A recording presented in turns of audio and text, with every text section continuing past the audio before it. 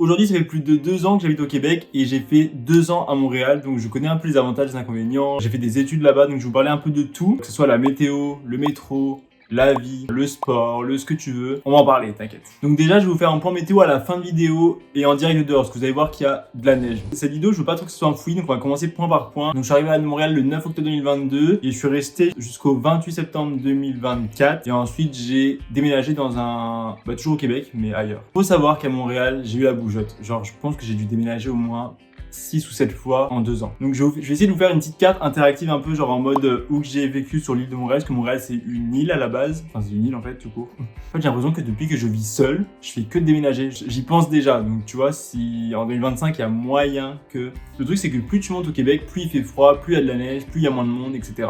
Tu vois. Et j'ai l'impression que j'ai envie de plus monter encore, genre j'ai l'impression que Québec c'est encore trop dans le sud du Québec, tu vois. Est-ce que t'as vu le chandail, le pull que j'ai mis? Est-ce que t'as vu ça? Québec, Canada avec un poney du Québec, quoi. Tu sais, genre un élan ou un truc comme ça. Un gros chevreuil, tu vois. Un chevreuil stock. Et j'ai mis des points, tu vois. Et pour l'instant, bah, j'en ai fait aucun. Genre, j'ai vraiment fait 3 minutes d'intro pour rien.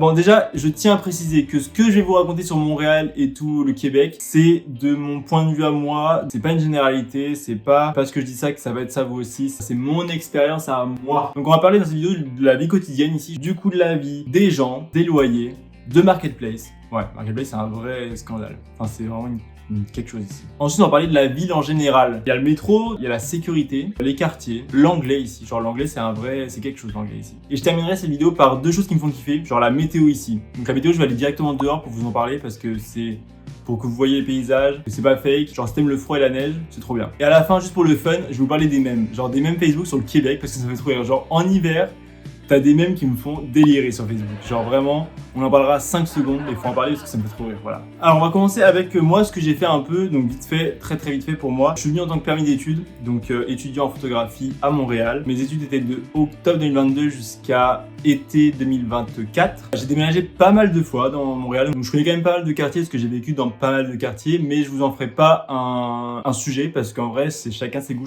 pour les quartiers, genre... Vraiment, t'as ceux qui adorent le plateau, donc c'est vraiment un quartier très français. Et il y a à l'inverse, le quartier peut-être plus Côte des Neiges, Snowdown, qui est plus anglophone. Mais ça, c'est chacun ses goûts. Et pour ceux qui ont besoin de se renseigner, franchement, vous avez beaucoup de sites sur Internet, genre que ça soit pvtis.net, un site exceptionnel pour les Français qui veulent venir au Canada en général, pas que à Montréal ou au Québec. Sinon, on va parler directement de la vie quotidienne à Montréal. Donc en vrai, c'est un peu tout ce qui touche le coût de la vie, les gens, le loyer et Marketplace. Voilà, donc un peu tout ça en même temps. Donc déjà, si je commence par exemple le coût de la vie, franchement, c'est un peu kiff-kiff avec une grande ville de France, moi je dirais. Franchement, oui, c'est plus cher peut-être en général que certains d'autres que si je compare à la France, c'est dur à comparer parce qu'en vrai, comme c'est pas la même devise.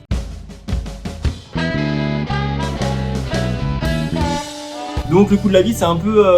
je veux pas embarquer sur ça, tu vois. Genre le coût de la vie, c'est vraiment... Je trouve ça plus cher. J'ai envie de te dire comme les grandes villes en France, genre c'est cher, tu vois. Et après les loyers, pareil, ça reste cher. À Montréal, je trouve ça cher. C'est sûr que tu compares à une grande ville, à Paris ou Lyon, Marseille, tu vois, c'est des prix qui sont assez chers. Alors Marketplace, ils utilisent beaucoup Marketplace. Et après il y a Kijiji, qui est un peu la même chose que le Bon Coin en France, mais beaucoup moins utilisé, j'ai l'impression, ici. Mais Marketplace, en tout cas, c'est ici que tout le monde trouve ses appartements sur Marketplace ou sur les groupes Facebook. Et donc, ouais, c'est plus ou moins facile de trouver un logement. Il y a un jour, franchement, c'est une dinguerie, mais il y a une journée qui est dédiée au déménagement au Québec. Genre, le 1er juillet de tous les ans, c'est le jour du déménagement. En fait, c'est la fête nationale du Canada, mais au Québec, c'est la fête du déménagement, littéralement. Enfin, tout le monde déménage le 1er juillet. Genre, c'est une tradition. Tout ça pour dire que c'est cher. Les loyers, il y en a peu, mais il y en a. Si on parle de la bouffe aussi, effectivement, la bouffe... Ouais, franchement, le Québec, je pense que c'est réputé pour l'hiver. Mais alors, pour la bouffe, à part la poutine et le sirop d'érable, alors il y a beaucoup de choses, hein. Il y a la tourtière, le lait en sucre, je crois qu'on appelle ça le lait sucré, le sucre en lait, le sucre émé, le lait en sucre. Et un truc qui c'est excellent, c'est du lait sucré, c'est trop bon, mais j'ai plus le nom. C'est comme soit lait en sucre, soit crème de sucre, soit en tout cas. Donc ils ont de la bouffe locale ici. Moi j'avoue que la bouffe française c'est un peu le truc qui me manque le plus, mais sinon la poutine je suis tellement fan. Les pogos, je connaissais pas les pogos. Genre sûrement que c'est connu partout dans le monde, moi je connaissais pas. J'ai découvert ça ici, parce que c'est très très réputé ici. C'est excellent. La queue de castor, excellent. Donc ils ont de la bouffe, hein, mais c'est de la bouffe bien grasse. Elle est bonne pour le moral, mais pas bonne pour le corps. Au niveau de la ville de Montréal en général, genre la sécurité, le métro, tout ça, excellent, rien à dire. Genre pour moi la sécurité, après il y a toujours des soucis partout dans le monde, mais pour une grande ville en Amérique du Nord, zéro problème. Franchement, t'as pas à te faire de soucis. Après, j'imagine que comme partout dans le monde, il y a des problèmes de sécurité, ça arrive. Mais en règle générale, pour une grande métropole comme Montréal, c'est très tranquille. Sinon niveau métro, donc il y a un métro à Montréal, franchement j'ai vu une stat aujourd'hui sur ça. Le métro de Montréal est le deuxième métro le plus achalandé d'Amérique du Nord, après New York. Genre New York c'est le premier avec 6 millions de passagers par semaine je crois. Montréal on est à 1 million presque, je crois, on est à 900 000 quelque chose. Donc il y a 5 lignes principales, très récentes. Que ce soit les stations ou l'intérieur des métros, je les trouve propres. J'avoue que les pannes, ça arrive régulièrement. Ça reste un métro, j'ai envie de te dire, ça peut pas être tout beau tout rose, mais je trouve que pour un métro d'une grande métropole, encore une fois, il est clean. Genre vraiment, il est clean. Après, j'avoue qu'il y a des stations, pour ceux qui sont ici, genre Berry-UQAM, tout ça. Après, niveau culture, franchement, Montréal, c'est génial parce qu'il y a vraiment toutes les cultures du monde sur une île. Pour ça, c'est vraiment excellent. Même niveau resto, il y a vraiment énormément de restos. Après, l'inconvénient, j'avoue que si tu viens au Canada et au Québec parce que c'est français et que tu vas à Montréal, pas de bol parce que c'est beaucoup anglais. Franchement, c'est très anglophone Montréal. Et là, t'en as vraiment 50-50. Genre, moi, Montréal, c'est 50% d'anglophones, 50% de francophones. Mais encore une fois, c'est mon expérience à moi. Même, tu vois, dans les boutiques de souvenirs, genre, j'allais dans le vieux Montréal acheter des souvenirs du Québec avec écrit vraiment en français dessus. Mais le caissier ou la caissière me parlait anglais, ne savait pas prononcer un seul mot français. Genre, Après, il y a beaucoup d'universités anglophones, etc. Donc, beaucoup d'étudiants étrangers et anglophones. Moi qui voulais apprendre l'anglais, c'était parfait parce que j'ai vraiment appris vraiment. Genre, je savais même pas dire une fourchette. My son's eye. Ouais, mais comment Ok. À ce point-là. Ensuite, t'as aussi des magasins souterrains, t'as comme une ville souterraine, genre tu peux sortir du métro et ne pas aller dehors et faire les boutiques à partir du métro, genre tout est relié en souterrain, donc c'est trop cool. T'as même un plan souterrain qui existe, là je vous le mettrai, mais t'as un plan qui existe pour dire que tout est faisable sous terre pour pas sortir. Niveau activité, vraiment il y a des randonnées pas très loin de Montréal, il y a des compagnies de voitures qui louent des voitures très facilement ici qui s'appellent Communauto. Donc tu peux vraiment conduire des voitures, elles sont en libre service comme un Vélib à Paris, là, tu prends la voiture et tu te barres. Tu peux aller faire du ski de fond, tu peux aller faire de la patinoire, tu as des patinoires en libre service partout à Montréal. Donc ça c'est vraiment trop le fun, genre c'est vraiment génial de faire du patin à glace gratuitement partout dans la ville. En fait ici l'hiver ils le subissent pas, vraiment ils en profitent. S'il y a des fans de sport, le sport national ici c'est le hockey. Que le hockey, il y a quand même les Canadiens de Montréal, donc c'est l'équipe nationale de la Ligue nationale de hockey, la LNH. En vrai, assister au match, c'est vraiment trop bien. Après, si vous n'avez pas les moyens, parce que c'est quand même cher d'aller voir un match des Canadiens de Montréal, je vous conseille les Rockets de Laval. En vrai, très bonne ambiance. C'est à Laval pour le coup. Donc juste à côté de l'île de Montréal. C'est beaucoup moins cher avec une très bonne ambiance aussi. À Montréal, c'est que t'as beaucoup de festivals. Je crois que c'est nommé comme la capitale du festival au Québec. Et je crois, enfin même au Canada, voire en Amérique du Nord en général. L'été, c'est une dinguerie. T'en as un qui se termine, le lendemain, t'en as un nouveau qui arrive. Genre, et ça de juin à septembre. Puis la plupart sont gratuits. Donc t'en as forcément des payants qui sont chers. On est très proche des États-Unis. Donc si tu veux aller à la frontière, t'en as pour 45 minutes de Montréal en voiture. Donc c'est vraiment très proche. New York, tu peux le faire en 8 heures en bus. T'as des bus qui font Montréal-New York en one shot. Et tout de suite, on sort dehors pour faire un petit point météo. Après mon petit spot météo là, vous allez voir les mêmes. Ok, donc voilà, là on est dehors. Alors on dirait pas, mais il fait moins 25, ressenti moins 32. Parce que ici on parle surtout de ressenti, parce qu'il y a le facteur éolien et humidité qui font souvent chuter les températures de entre 5 et 10 degrés. Franchement, ça arrive souvent qu'il passe des fois moins 20 et ressenti moins 30. Donc là, je peux vous dire que je tiens mon téléphone d'une main, mais que le point météo va pas durer longtemps. Je vais vous expliquer un peu, l'hiver il commence, je dirais, de fin novembre jusqu'à début avril. Genre l'année dernière à Montréal, la dernière grosse bordée de neige a été, je crois, le 3 ou 4 avril.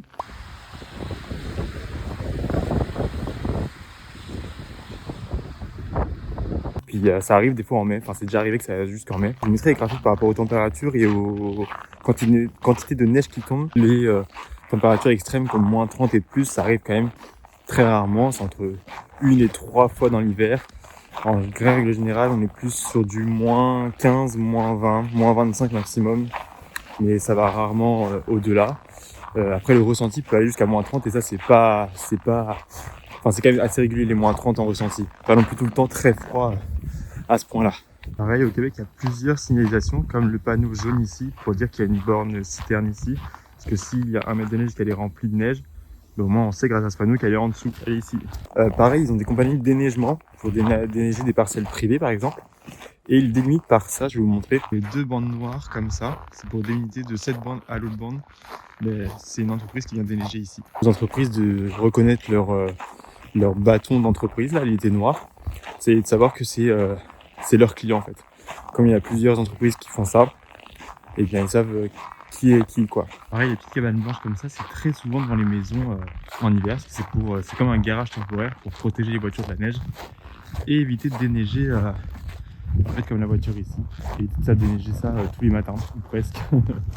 Voilà, pour ce point météo, ça va être tout parce que je commence à avoir très froid. Vous voyez bien que je m'empagne niveau température. Mon blouson commence à geler, ma barbe aussi, et on est que sur 10 minutes de marche. Voilà, bon, j'espère que la météo vous a pas trop fait fuir. Franchement, venez à Montréal, c'est trop bien, même à Québec. Merci d'avoir suivi jusque-là. Je vais vous mettre les mêmes juste après, là. À la fin de la vidéo, je vous mets les mêmes, vous mettez pause juste pour regarder, c'est excellent. Je pourrais faire une partie 2 s'il y a besoin d'expliquer d'autres choses ou si vraiment, parce que maintenant j'habite à Québec.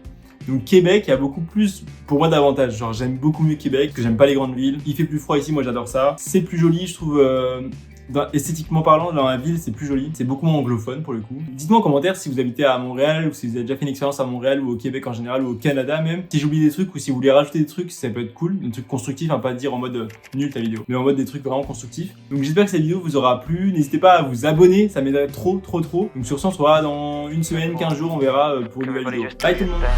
Wake up, today's gonna be a good day. Wake up, today's gonna be a good day. Wake up, today's gonna be a good day. Wake up, today's gonna be a good day. Wake up, today's gonna be a good day. Wake up, today's gonna be a good day. Wake up, today's gonna be a good day. Wake up, today's gonna be a good day. Yo, set your affirmations.